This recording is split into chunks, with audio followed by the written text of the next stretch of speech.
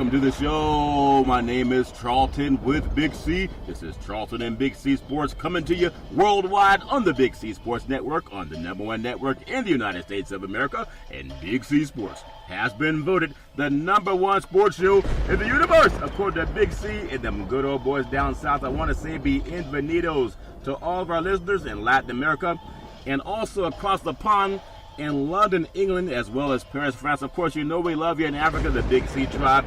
We love you in Canada. But Big C, there's no one we love more than you good old boys down south in the land of the free and the home of the brave on a beautiful March 16th, 2018. Big C, how's it going for you good old boys? Well, Charlton, I'm waiting on the weekend to show you. Are we at that point yet? I think it's getting there. I lose time every now and then. You know, you have a sip of that nice smooth moonshine. Oh, yeah. And sometimes things just pass you by. Sometimes they say don't get too much of that moonshine in your system, Big C. Sometimes it makes you forget who you are and who you're even talking with, Big C. But we know it's all good. It's all fair and love and war. Have a lot of good things going on. In the sports universe, we have some golf that's tipping off, and everybody loves watching that over the weekend. It may actually interfere with March Madness. We have some football talk going on, players who can't get jobs and some who are getting jobs. Also, NBA is in full swing. But this weekend, would you believe, is the busiest weekend in Las Vegas with everything going on? Everybody's betting on everything, Big C. Your thoughts? Well, Charlton, you got March Madness for the men. You got March Madness for the women. You got the NIT. You got golf going on. You got tennis going on down in the desert in California. I mean, I don't know if they have enough slots on the board, and I think they're even betting on the White House. Who's next out? Yeah, that might have more teams, people being bounced to the NCAA March Madness, Big C. Can you think the White House could get to 64 people being bounced, Big C? That would be something incredible. I do want to say this segment sponsored by your Northern California Cadillac dealers, home of the all-new Cadillac Escalade, the standard of the world. And when you go by and test drive yours, tell them Charlton and Big C sent you. So, obviously, we've had a lot going on in the White House, and this beautiful weekend, and it's been raining all over the place in California. When I say cats and dogs, it has been raining cats and dogs, Big C. You thought I was joking when I told you last week. They're climbing and hiding. They're hiding in trees trying to find some peace also. But the White House going into the weekend, it's incredible that the lawyer for Stormy, her name is Stormy Daniels, I believe, he said there's like 6 other women that have come forward, and they also have similar accusations for POTUS, even though they've only vetted 2 more. So that's 3. When I do my math right, 1 + 2 is 3, I think. Big C, your thoughts?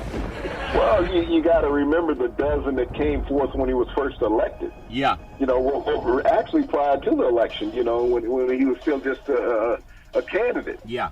And, you know, he threatened to sue all of them. And so what I'm assuming in that threaten to sue is that there were payoffs that took place because everybody got quiet. Yeah. And we saw the same thing with Daniels, where she got quiet after she was paid off. Yeah. So, you know, how much money was actually exchanged hands prior to the presidential election last year? Yeah.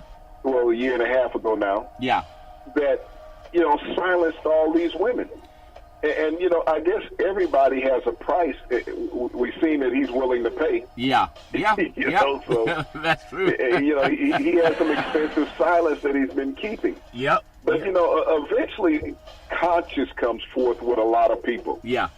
And they say, you know, I can no longer withhold this. Yeah. You know, that I'm being told to lie, and they're sitting there watching the number of lies that come out of the Oval Office now. Yeah. And the president is even admitting that he's lying. Yeah. But, you know, Sarah Huckabee said, well, he's joking. Yeah. No, he's not. He's not. He don't know. Yeah. They know that he's always saying something.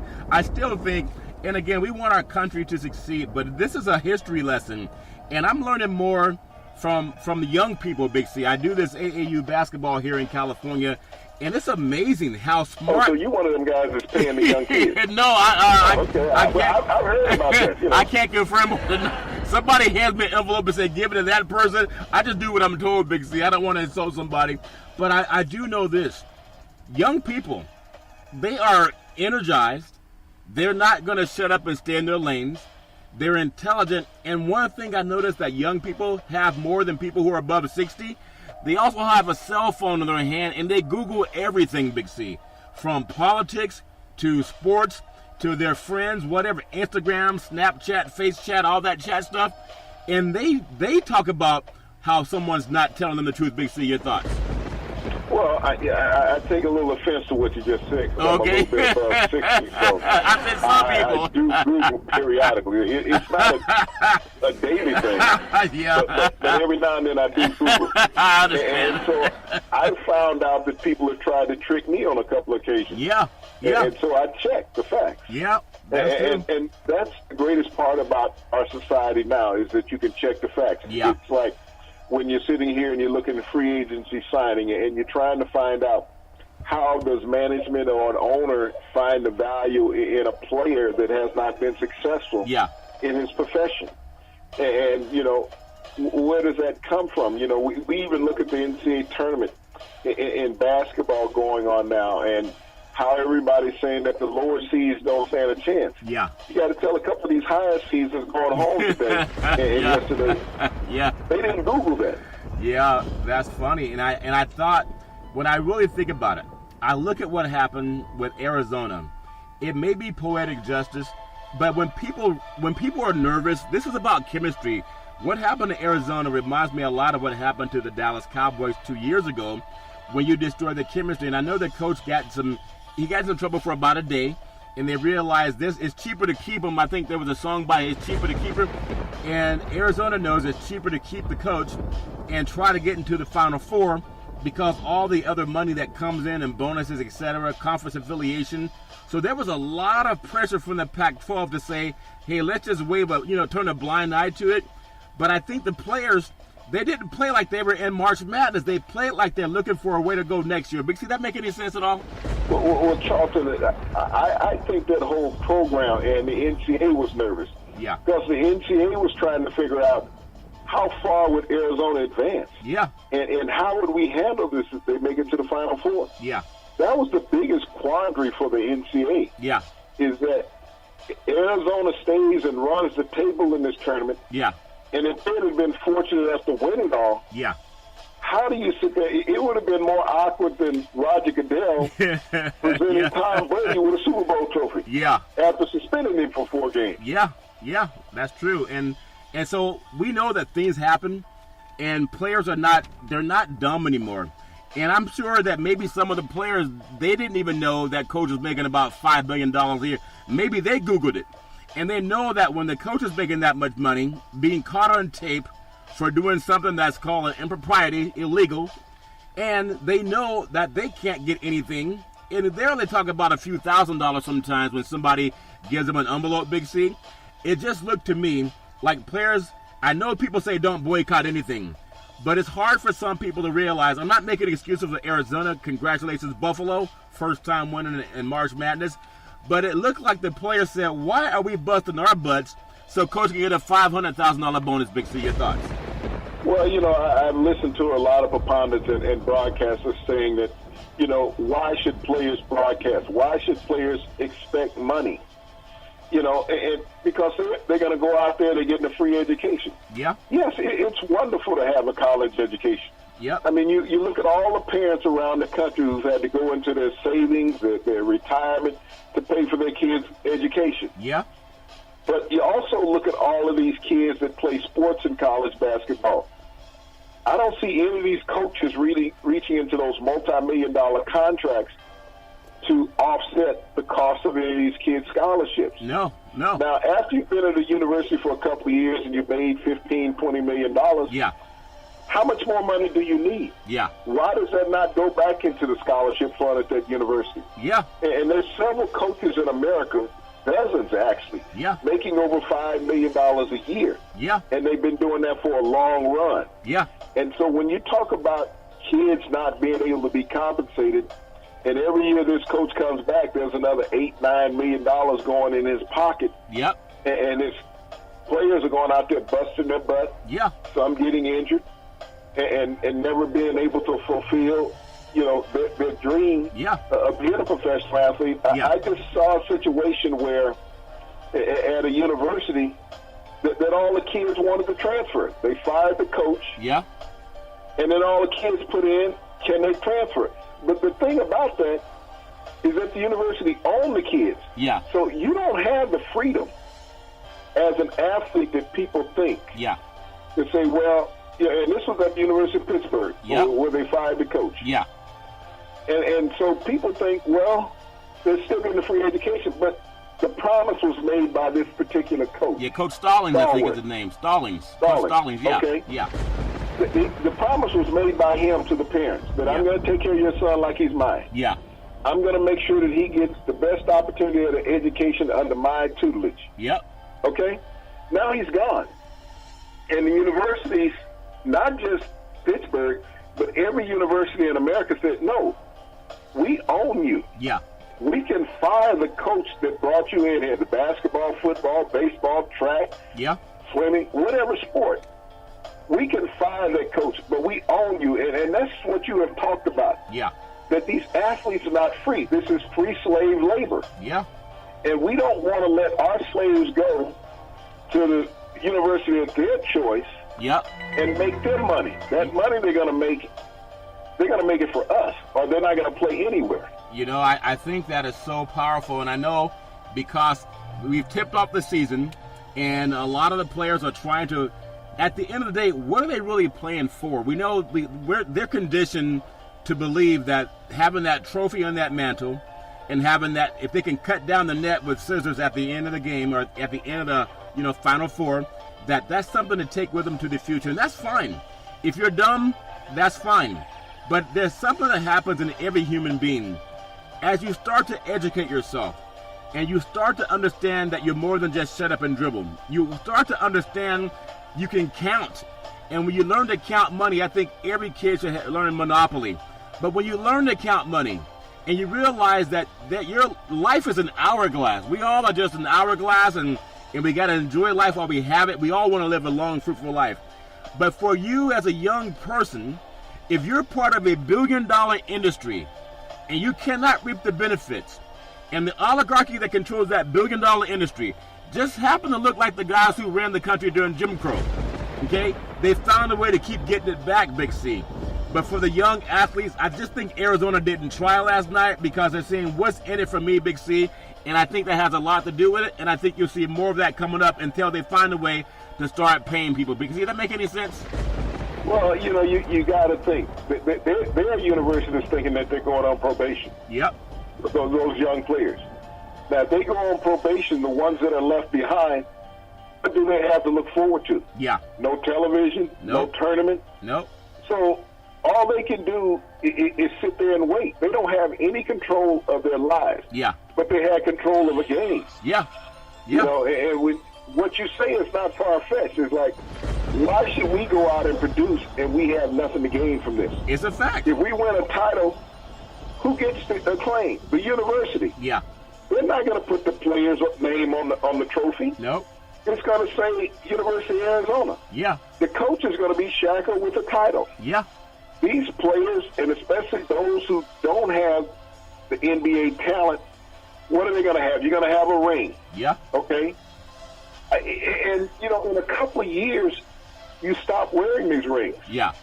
I mean, they become cumbersome on your hand. Yeah. And every year, they're replaced by another title winner. Yeah. I So think, yeah. they really have no esteem Yeah. other than the year that you win. Yeah. And so these players had nothing to gain by advancing. Yep. And people say, well, how can you say that? Anybody who's listening, tell us what these players had. They were not going to have a legacy.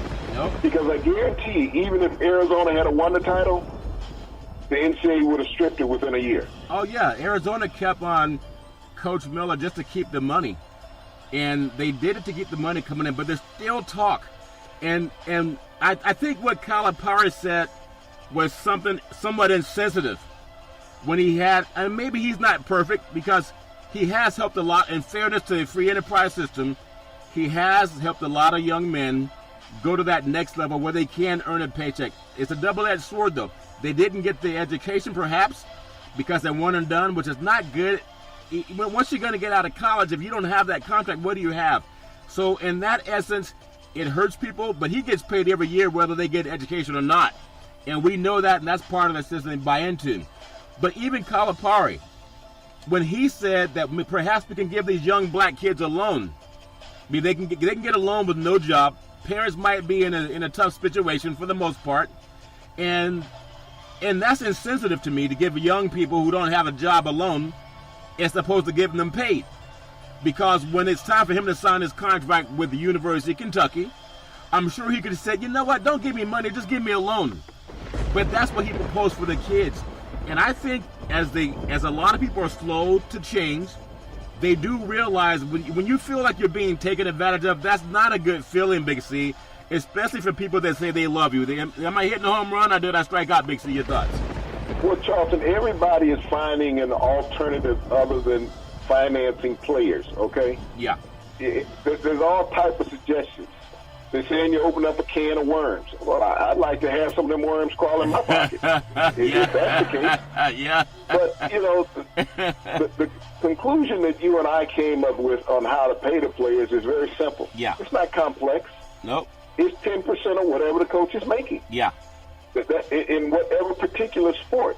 So there's equity. Yeah. But, you know, professional teams have figured out how to pay players. Oh, yeah. On a scale. Yep. Based on the position that you're playing. Yep.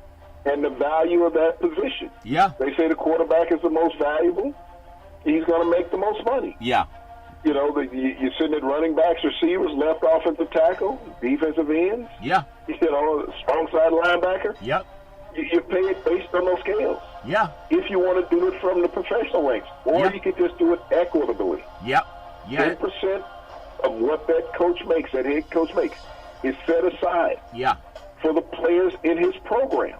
That makes sense. And you pay it out equally. The scholarships are equal, aren't they? Yeah. Same amount of money value. Supposedly. So why not give them all the same amount of money value? Because sometimes it makes too much sense. It might make too much sense, though, Big C. So I want to ask you this question, Big C. When you think about the players at the University of Pittsburgh, I think there were 8 of them.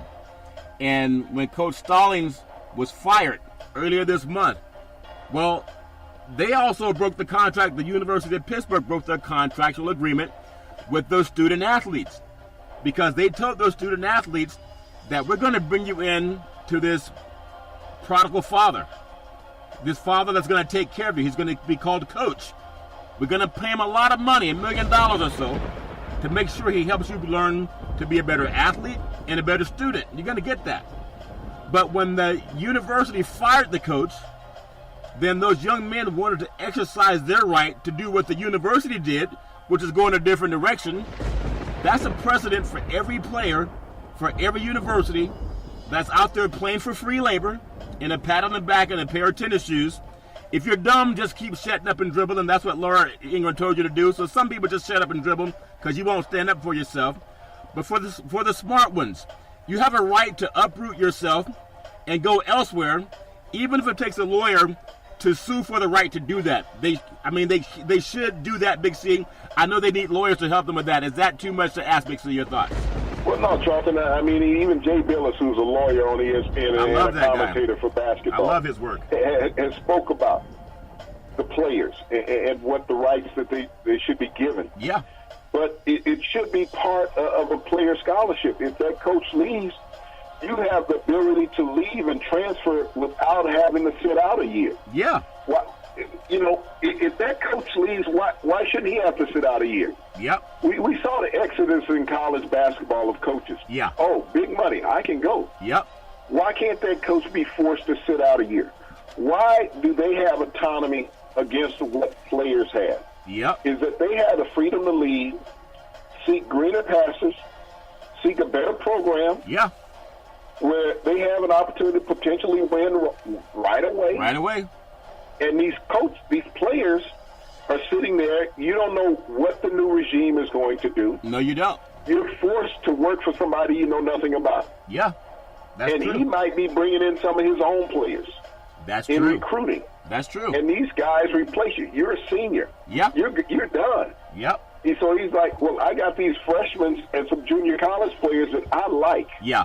That's going to help me establish my program. Yeah. Over the next 2 years. And you'll be gone after one season. Well, think meaning about nothing to me. Think about this, Big C. When I look at what the great late Jerry Tarkanian did back in the day, especially at UNLV and then Fresno State, I think also Long Beach State, he found players that ran his system, but it had to be an up-and-down system.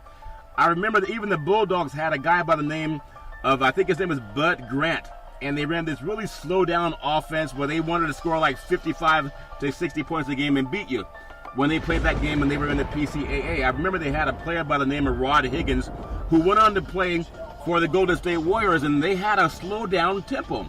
Well, they were always playing in the same conference with UNLV, and whenever they played against Jerry Tarkanian's teams, they had an up-and-down tempo. They wanted to score 100 points in every game, a lot like that Loyola Marymount team from back in the day.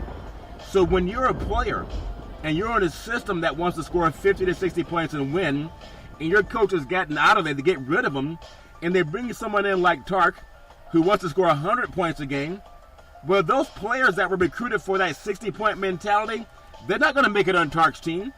They should be allowed to leave just like a coach is fired or leaves. They should be allowed to go search for greener pastures also, and perhaps they get to take some of that scholarship money with them if they're picked up by another school. I think that makes somewhat of a sense. Pixie, your thoughts? Well, that freedom of movement is what should be allowed in college athletics. Yeah. It's the only sport that you just can't move about freely in. Yeah. College athletics. I mean, professionals move around all the time. They can ask for their release. Yeah. And they can get signed by a team and be playing the next week. Yeah. But, in college athletics, you can't get a release and go play in a team in that competing conference, generally in that same division. You got to go down to a lower level to play. Yeah. You think about that. You're a Division I player. Coach leaves. You decide you want to leave. No, you have to go to a Division I AA program. Yeah. To play if you want to play next year. Otherwise, you got to sit out of here. You got to lose a year of your life. Yep. To play again. Yeah. But if our coach decides to exit the university. Yeah. For greener pastures, he'll be coaching in spring ball. Yeah. He won't be sitting out a year. And so there's a disproportional treatment of players versus coaches. Yeah. Not only in the economics, but the freedom of life. Yeah. And I think that's something that we got to stand up for. Players got to do it. I love what Jay Bilas does because he's an advocate for the law. And you don't have to like the law, but it is the law. And he's the one that even brought to my attention that not playing players is an antitrust violation. So give players a chance to exercise their rights to perform. If they cannot perform at that school, give them a chance to go elsewhere. Don't just fire people, Big C. I want to bring up a thought. I know you're down south. You guys love football more. I'm surprised you even watch March Madness, Big C. But I got to bring up something. Bill Walton. And I love Bill Walton as an athlete. And when he talks, he's not really talking about the game. He's telling stories. And maybe that penchant for telling stories as opposed to talking about the game and everybody has their own right to do whatever. But he was saying and petitioning for the Pac-12 to have like 7 or 8 teams. I think he even said as high as 9 in March Madness tournament. I wonder what his thought is now when you have programs like UCLA get knocked out by St. Bonaventure, and you have Arizona State being knocked out by Syracuse, Arizona being knocked out by Buffalo. What is it? I mean, was he watching the same games that the seeding committee was watching? Because I think, for the most part, the seeding committee got it right. Big C, your thoughts? Well, I think he was looking at a little conference bias. Now, he's an alumnus of UCLA. Yeah. And his kid was an alumnus of University of Arizona who's coaching with the Lakers now. Yeah. So, here's a guy that's, showing the colors of the conference that he was in. Yeah. But, when you think about the Pac-12 conference, it really doesn't get national recognition. And, this is a conference that really had nobody other than Arizona looking as being one of the top competitors. Yeah. And they had troubles late in the season. You got to realize they lost one of their top 2 players through the suspension. Yeah. His second suspension since he's been at the University of Arizona for an illegal substance. So I don't know what that substance was. It wasn't mozzarella cheese, so I think all fair and love and word, Big C.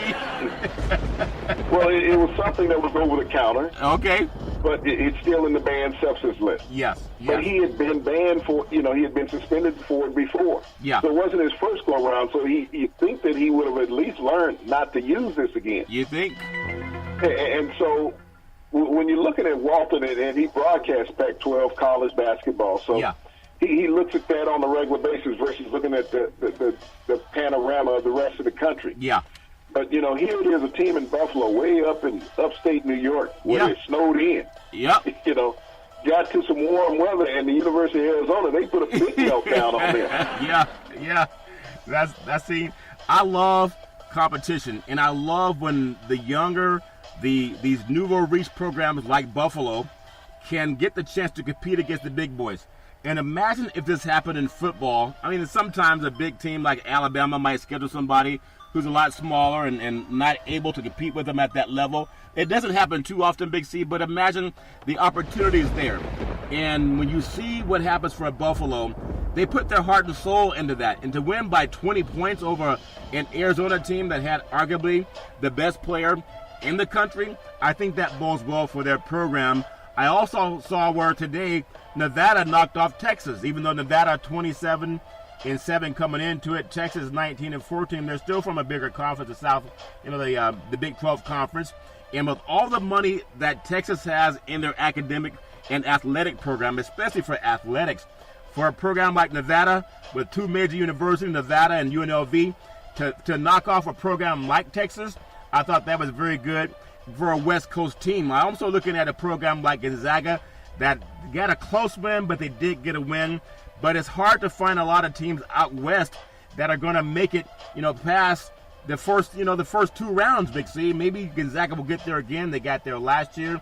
But I think when we regionalize games and you're able to see the talent is spreads all over the country, you have programs that are considered small programs like Buffalo knocking off Arizona and Nevada knocking off Texas. I think that's good for college basketball. Big C, your thoughts? Well, it was Nevada's first tournament win in 11 years, so that's a long drought that they were able to overcome. Yeah. You think about Gonzaga, they've been in the tournament 21 consecutive years, Charlie. Yeah. And they made it to the Final Four last year, so they had a good run. Yeah. But, it shows how parity has come to college basketball. Oh, yeah. You talked about the Pac-12 conference. Everybody's been eliminated. Yeah. Gonzaga and Nevada, neither one of those teams are in the Pac-12 conference, but they're representing the West Coast. Yep. And so is the Pac-12 still that dominant era out there on the West Coast when you get all your teams eliminated in the first 2 days of the tournament? Yeah. And the teams that are not in these power conferences are still the ones that are alive. Yeah. And they're beating teams that are in the power conferences. Yeah. Yeah. So when you look at the landscape of college basketball, how it's really changed. Yeah. You always get the Eastern schools who get a lot of television time, and so everybody is very aware of the North Carolinas, the Dukes, the Kentuckys. These teams, stay in Pandora as far as college basketball is gone. Yeah. But, when you look at the West Coast, and a lot of it has to do with time. Yep. People on the East Coast are not going to stay up for an 8 o'clock tip-off on the West Coast. No. So people didn't see Gonzaga. They didn't see Nevada play. No. So there's sort of a mystery, when you're sitting there and you're trying to figure out how good these teams are, because probably only 10% of the East Coast saw them play this year. Yeah, that's true. And so we know basketball is great. You can decide it on the floor. It doesn't matter where you're seated. What matters is how you play. I do want to say that sports is a billion-dollar industry, and boys and girls sports is the foundation to this billion-dollar industry. And for every athletic and sporting event, you need athletic and event insurance. We work with Ben and Mark. They've been around half a century. They work with Big C Sports, whether you're a pro team, a collegiate team, a high school team, or your mom and pop soccer leagues. When you reach out to them, let them know Big C sent you at 800-772-8624. That's 800-772-8624. Big C, I just want to say to all my good old friends down south, sometimes you might think that we forget about you. But I know when you can take NASCAR Cup consecutive wins and you look at a guy like Richard Petty that had 10 wins, Big C, in NASCAR in the Cup. And I think about Richard Petty doing his thing over the years, Dale Earnhardt, Bill Elliott, Jeff Gordon, and that's coming out Kevin Harvick. He's won 3 consecutive races heading into Sunday's race. in beautiful Fontana, California. So you good boys can finally pass, you can drive past the speed limit, Big C, without getting pulled over. Big C, that make you feel more relaxed? Well, you know, one of the things we have mastered down here is the left-hand turn, okay? Yeah. We have no problem making lefts. Yeah. Matter of fact, we don't even turn on the turn signal. Yeah. And that's what has made NASCAR so prevalent, is that, you know, that's how moonshiners started, ironically, John. You know, all those NASCAR guys came from running moonshine in the early days. Yeah. But, you know, you think about the blistering pace of a NASCAR race, Charlton, and the noise and then the large crowds. It's something that's synonymous about spring coming around. Yeah.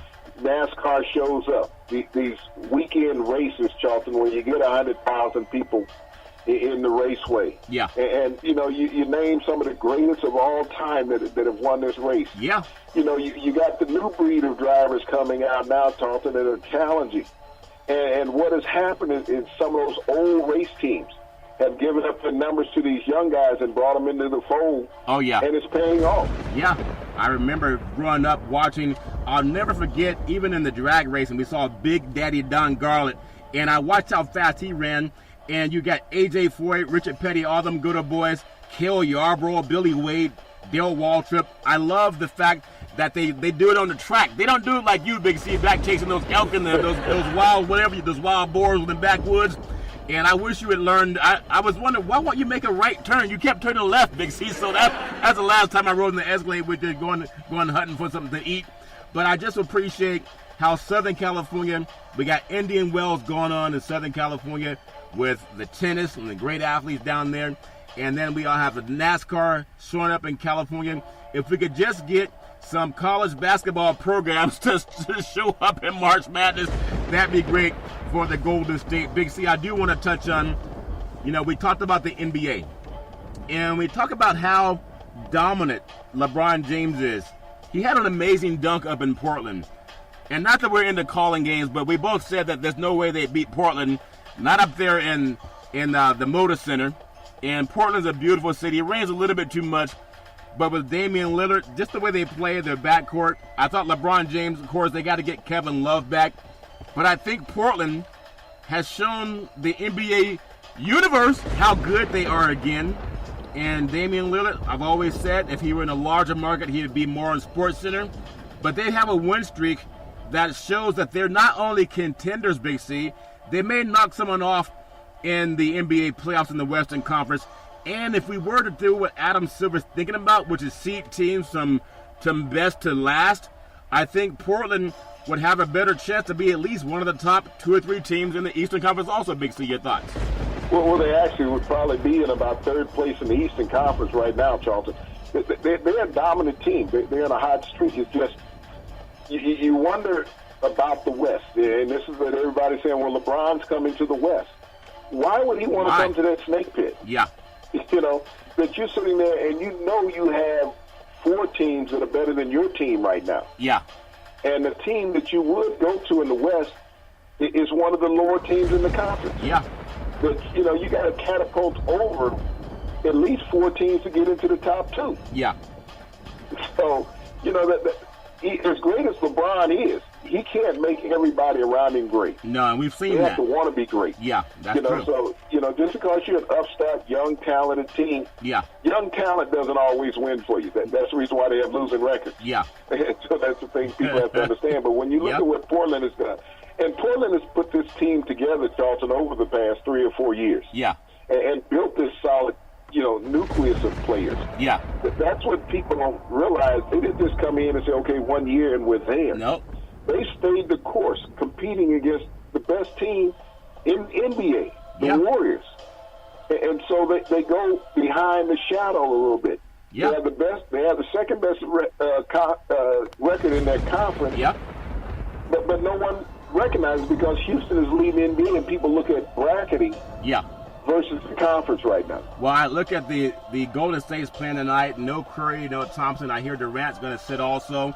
And I think Steve Kerr has seen the writing on the wall. It's better to be healthy in the playoffs than to have a long win streak in the regular season.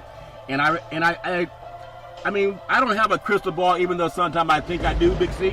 And I look at what's happening with Houston. They remind me of Usain Bolt. Usain Bolt, once he got into the lead, he never really let go of the lead unless someone got lucky and beat him. That's rarely happened. But I think for Houston, they may run out of gas because you can't, even if you watch marathoners, rarely the person that wins it wins from start to finish. And since we came out of the All-Star break, they've been the top dog in the NBA. But something that Steve Kerr may have realized from losing that championship series, even though Draymond was taken out by the NBA, that should not have happened, and they lost to Cleveland in 7 games. But when you try to run from start to finish to be the lead dog, sometimes, Big C, I notice how you guys chase those boars. It's easy to catch them when you're running from behind, Big C. Your thoughts? Well, you get a pattern on how they're running, so it's easy to track them. Yeah. But when you look at the NBA, and to win a championship, you have to be built for a 16-game run. Yeah. To win 16 games. Yeah. Once the season is over, because you get to the real season, the playoffs. Yeah. And so you have a team that has to go through 16 grueling games. Yeah. To win. And you know, there's going to be a couple of hiccups along the way, most likely. Yep. But you have to be healthy enough to get through that gauntlet. Yeah. And so Kerr has recognized he set the NBA record as far as victories in a season. Yeah. It didn't get him a championship. Nope. The next year, he didn't have as many. He won a championship. Even in the year previous to the record year, he didn't have as many. Yeah. He won a championship. Yeah. But also, when you look at those 2 championship seasons, Charlton, there's something that was similar in both of them. Yeah. Is that they sit down players late in the season. Yep. They slowed them down a little bit, let them rest. Yeah. Took some of that game stress off. As a matter of fact, there was a lot of friction from the media. Yeah. That players weren't playing, that they were sitting star players. Yep. And they were doing the fans an injustice. Yeah. Well, you know, to win a title, I think the fans appreciate that more. Granted, when you're on the road, you don't always see the best of an opponent. Yeah. But, you know, to win a championship, you have to have enough in the tank at the end of the playoff series to win. Yeah. And if you're injured, you're not going to get to that point. Well, if you run down, you're not going to get to that point. Well, think about So these are the things you have to look at. Well, think about something that is out there in the NBA ether. When you think about Coach Kerr, he wasn't the dominant player for the Bulls when he played there. It was Jordan. He wasn't the dominant player for the Spurs when he played there. That was Duncan. So he learned something as an athlete that he could bring to the table as a coach. You look at Magic Johnson. When he was coaching the Lakers, as great of an athlete as he was, he couldn't find another Magic Johnson.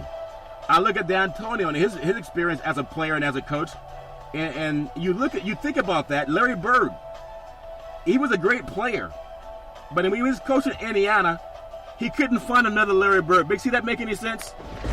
Well, you know, and that's the problem you have in most professional sports. And that's the reason why superstars don't make great coaches. Yeah. Is because they're always trying to compare themselves to the guys that they're looking for. Yeah. And that's why a role player, when you look at the success in the NBA as coaches, they've always been role players. Phil Jackson was a role player in his career in the NBA with the New York Knicks, Milwaukee Bucks. He was a role player. Yeah. Just like you spoke about Steve Kerr. He was a role player. D'Antonio wasn't a superstar. Yeah. But he's been able to build teams in the NBA. When you just look at the ledger, Tyronn Lue won a title 2 years ago in Cleveland. Yeah. He was a role player in his career. Yeah. So something about these role players is they spend a lot of time with the coaches in the huddle on the sideline. They pay attention to what the coach is talking about. Yeah. They're always running the opponent's offense and defense when they're in practice. So that they're getting astute knowledge all the time of what other teams do. Yeah.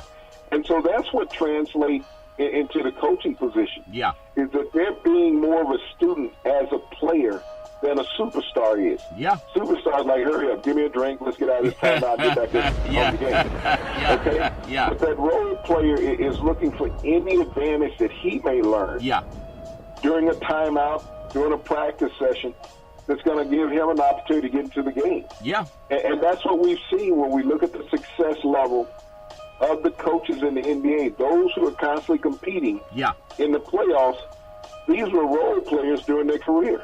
Well, let's look at another guy, Doc Rivers. Even though he was a great player, at his time, he wasn't the number one guy in the league, but he was a good player.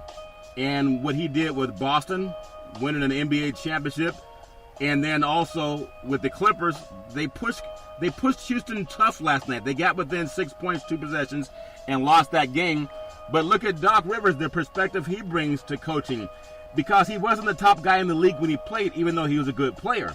And I just think that has something to do with Kerr and guys like Pop. They didn't always try to run their players ragged. Phil Jackson, same thing. They didn't care as much about winning, 73 games or trying to break a record.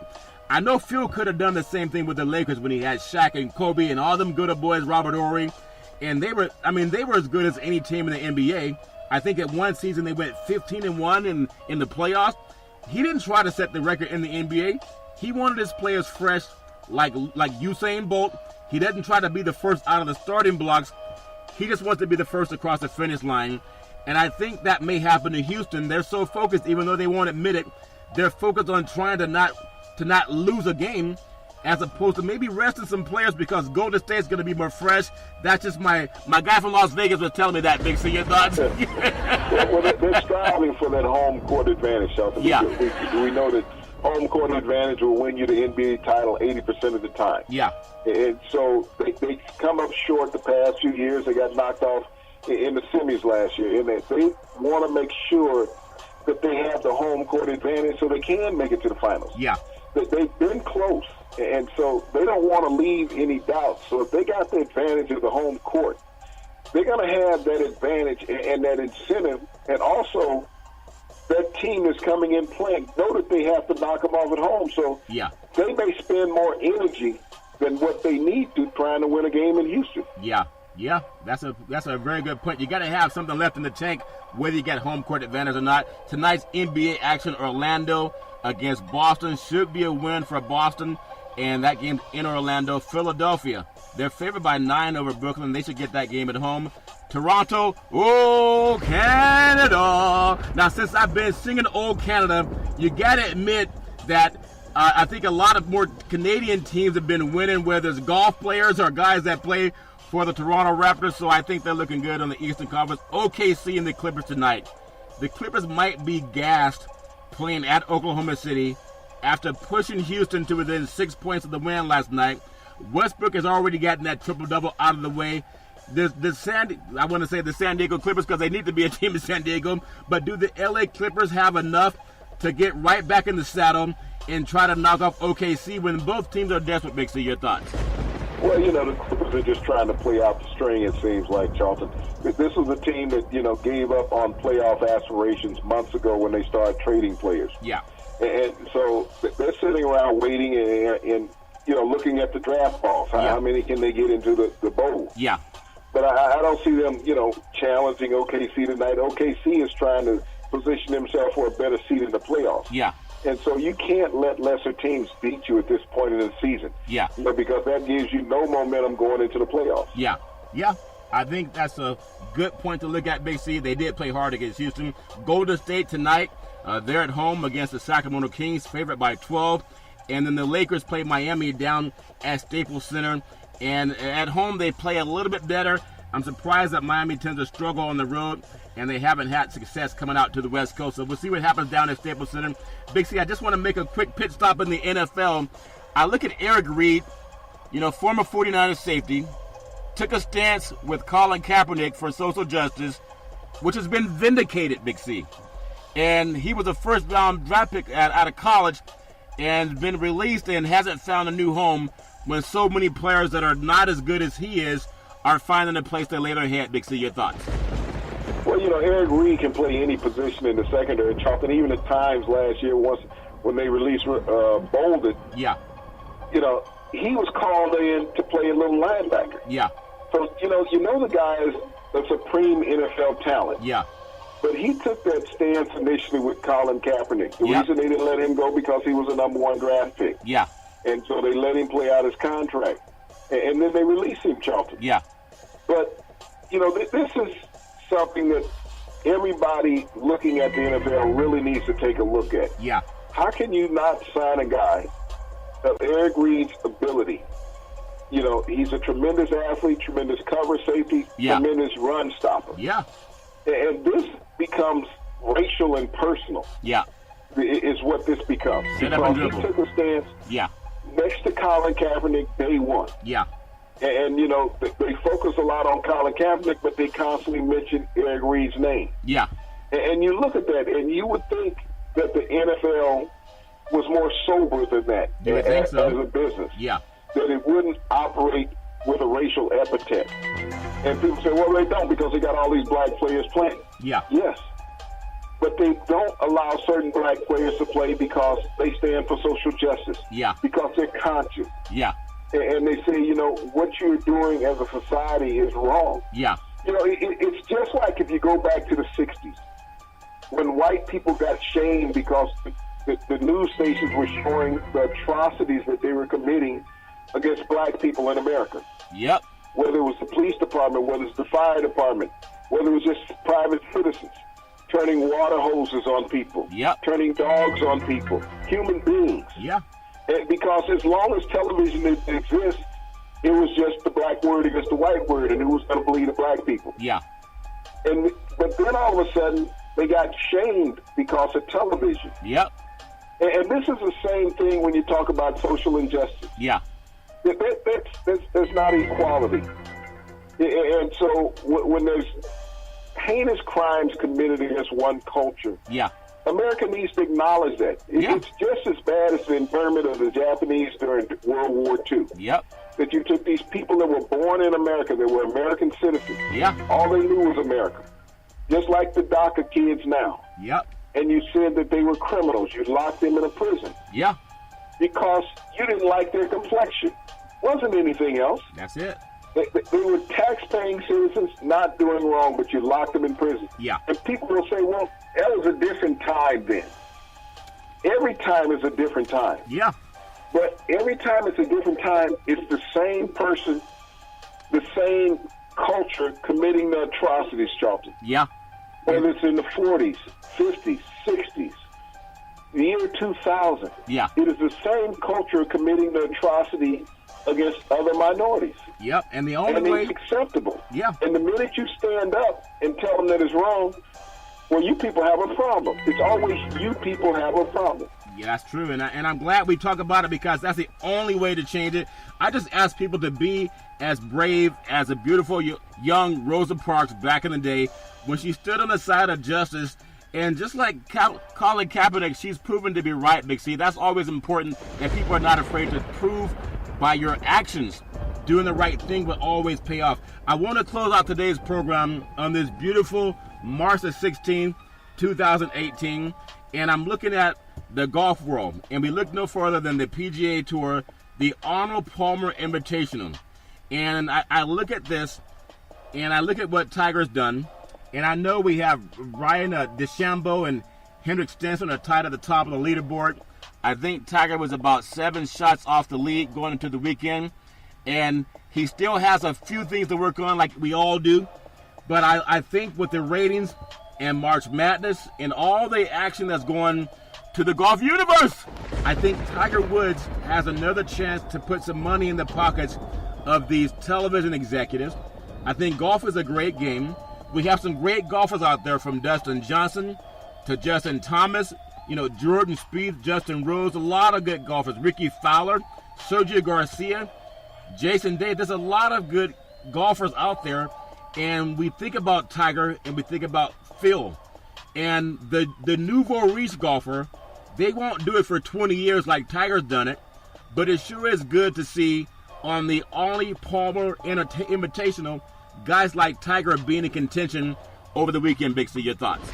Well, to make the cut is a great thing for Tiger, to be playing weekend golf. Yeah. He has to be more consistent. I mean, this is his 3rd consecutive tournament, which is a great feat for Tiger, something we have not seen in almost a decade. Yeah. But Tiger going out having the willingness to compete, he has to find a way to get his irons closer to the pin. Yeah. You can't always live on the 20-foot putt. Yeah. And, he'll make a few of those, but consistency is not what anybody can live by, trying to put it in for 20 feet and further all the time. So he lost with some control of his irons today. Matter of fact, he bogeyed the first hole. Yep. And so that kind of, got him off kilter. But, he recovered, on that back nine and was able to shoot a 300. Yeah. But you can't dig yourself into a hole when every week you got a new set of golf. Right now, golf is almost like when you look for the race for the Triple Crown in horse racing. Yeah. Is that everybody who runs in the Kentucky Derby doesn't run in the Preakness and the Belmont except for the winner. Yep. And so he's always got fresh horses coming in trying to run him down. Yeah. And we see that each week on the PGA. Yeah. There's always someone fresh that didn't play in the previous tournament coming in, running people down. And that's what Tiger did early in his career. Yeah. And he can't afford to do that any longer because he needs to get the strokes in on the course. Yeah. But for him to be below par, I mean, he's still 4 under. Yeah. So he's still within sniffing distance. Yeah. If he can put together another round of 4 under, it would put him right in the chase come Sunday. Yeah. But he has to shoot at least 4 under if he wants to be in the chase, because those guys that are in the lead are not going to back down, Charlton. Well, let me ask you a question. When you look at the golf world, the way it's marketed, I think they could do a better job if they would just have it. I don't know what it's going to take to get it to be more of a marketing tool, the way the NFL is marketed and the way the NBA is marketed, because even in baseball, because without Tiger, and I want to throw in Phil, even though Phil doesn't make the ratings needle jump, but without Tiger, golf is still kind of flatlining a little bit. It's not much more important than, say, tennis. Without the Williams sisters, tennis kind of flatlines unless you have Federer out there. And golf is such a great game. And even though a lot of people have felt ostracized from it, I think they got to find a way to add some new blood into it. And I know that the golf, the golf fundamentalists and the guys who call it a tradition like no other in the world, there's some underlining to it that they want to keep it a white sport. And for Tiger, and I know the golf world knows this, the broadcast media knows this. They know that without Tiger, it's like not having LeBron James on the Cleveland Cavaliers. Not having Tiger in a tournament is like not having Steph Curry with the Golden State Warriors. Not having Tiger in the tournament is like not having Tom Brady in the playoffs. And they got to find that next wave, but they also got to color this sport, Big C. I look at the flower garden that they have down at the Masters, and I know that's the granddaddy of the golf universe. That's like St. Andrews in the United States. But they got to find a way to brown the people on the golf course. How can they reach back to the younger people and make golf more inclusive? Because there's a lot of young Tiger Woods out there that will bring a whole new viewership, and that's also what drives the needle. Big C, your thoughts? Well, Charlton, in the last 30 years of sports, there's only been a couple people that can move the needle. Yeah. That they were must-see. Michael Jordan was one of those. Tiger Woods was one of those, Charlton. Yeah. Barry Bonds was one of those. When you look at the 3 major sports in America in the last 30 years, there's been only 3 people that were must-see. Yeah. Even in the NFL. That came and went because it was always a team that was going to be hot. Yeah. But there's must-see of 3 athletes.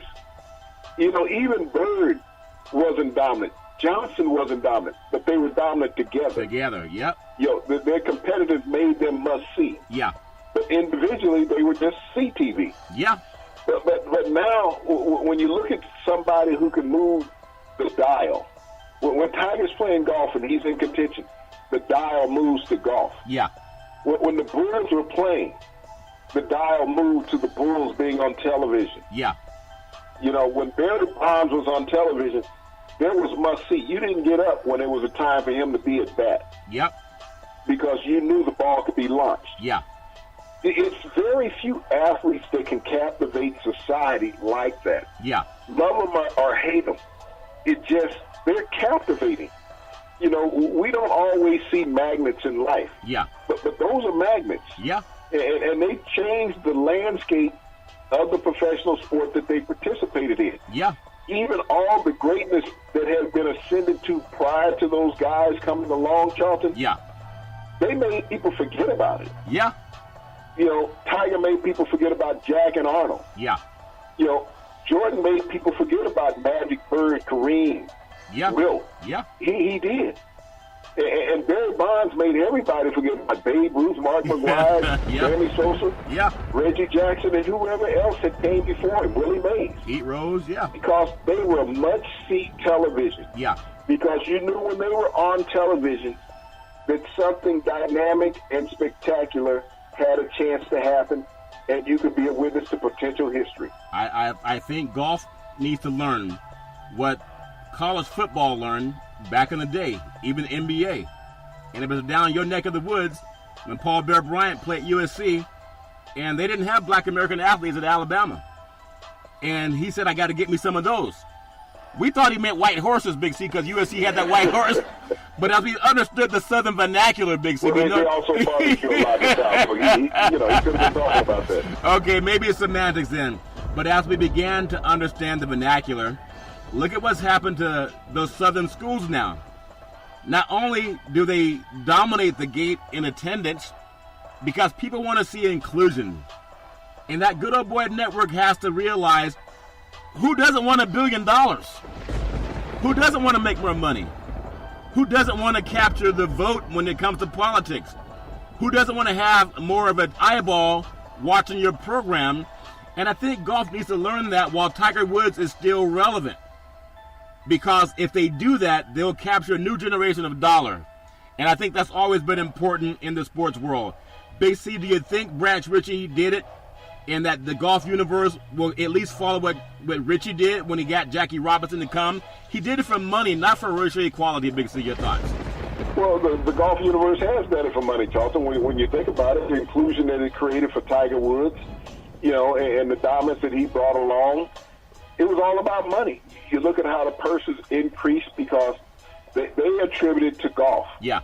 They didn't attribute it to Tiger Woods. Yeah. They didn't tell the world that Tiger Woods was the reason why there were so many millionaires now in golf. Yeah. And purses were so high in golf. Yeah. They didn't say that this was the black factor. They didn't say that. They just said golf is a game for the ages and its growth. Yeah. It wasn't attributed to Tiger. You know, there's no plaque anywhere saying that Tiger Woods has produced more millionaires in golf than it ever existed in its history. Yeah. Okay? Yeah. He'll never get that acclaim. It's just like when we look at the heights of the NBA, how that game rose. Yeah. And the African-American athletes that took to its pinnacle. Everybody will say that it was Bird and Magic. Yeah. The NBA was rising when they came along. They just happened to come in at a perfect time. For marketing, yeah.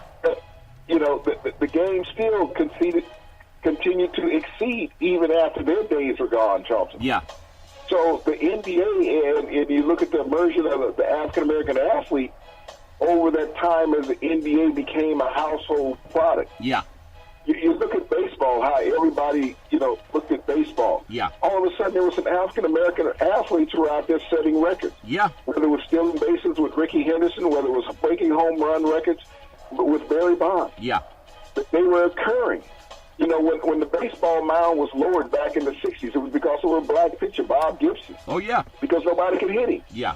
You know, he had less than a 1.5 ERA. Yeah. And they said he had a disadvantage because of how hard he threw Yeah. and how tall he was. Yeah. Now, he's pitching on the same mound as the white pitcher. Yeah. But it was a disadvantage. Yeah. Even in the NBA, Yeah. when they widened the key because of Wilt Chamberlain, he had a disadvantage because he was tall and could out-jump everybody. Yeah. And nobody could stop him from scoring, so you tried to help the white players out. Yeah. So, but these guys don't get credit for these things. Yeah. And then, So sometimes you got to name stuff after players. You got to do To it. give them credit and make the rest of the world recognize. That makes good sense. That's why they had Big C Sports, Big C, back in the day. There was a man by the name of Drew Bundini Brown. He was known as Muhammad Ali's right-hand man. He would always tell Ali, with all you've got to use, how can you lose? Rumble, young men rumble, Big C. What are you looking forward to in the sports universe? Well, Charlton, I did like everybody else, and they said fill out these brackets for the Final Four, okay? Yeah. March Madness. Yeah. And I filled out a half a dozen because I figured, it's like playing a lottery ticket. The more you fill out, the more chance you have winning. Yep. But what I'm getting ready to do right now is I'm going outside and I'm going to use that paper to start a fire with in the barbecue. Yeah. Well, make sure you do it in your own yard, Big C, and not your neighbor's yard. And speaking of your neighbor, every Monday through Friday at 5 and 6 p.m. worldwide, follow Big C Sports on the Big C Sports Network, on the #1 network in the United States of America. And Big C Sports has been voted the #1 sports show in the universe, according to Big C and them good old boys down south. As we always tell you, there's never, ever any excuse for domestic violence. If you know any man or woman going through that garbage, please call 911, because no man or woman should ever have to go through that garbage all on their own.